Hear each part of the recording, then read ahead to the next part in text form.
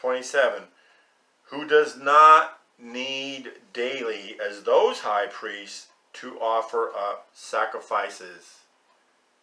You know that they were offering up sacrifices all the time for the sins of the people, and then they had a big one at the end of each year.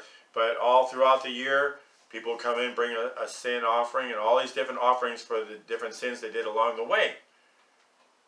That's why you can call the new way in modern day religion a kind of Levitical light, as Aaron Budgen says. We're doing it without sacrificing animals, because that's another question: is he sacrificing animals up there every time you sin? What is he doing? No, he did it once for all, and this verse makes it so clear. I love that about that. I love that about him. I'll just start again.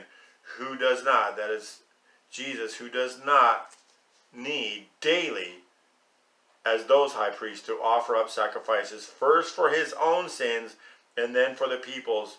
For this he did once for all when he offered up himself. He did it once for all. All sins are taken away for salvation and for fellowship. You have a fellowship with him. You have a relationship with him.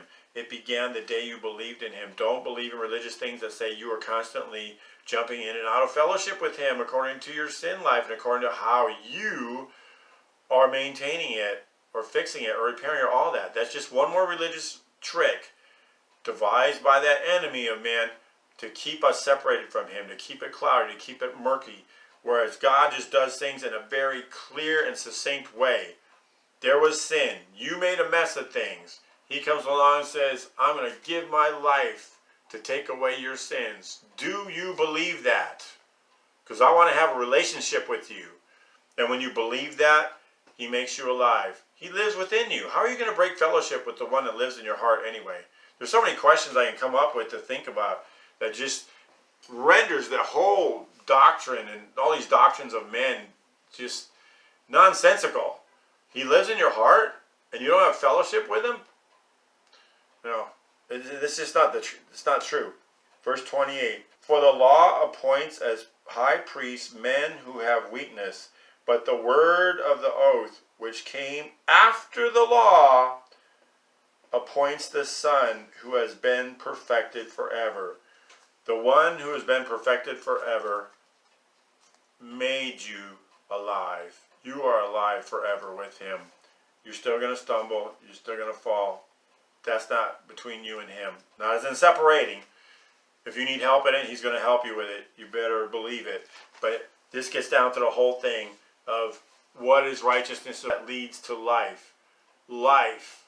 What is our life? Our life is him. He is life.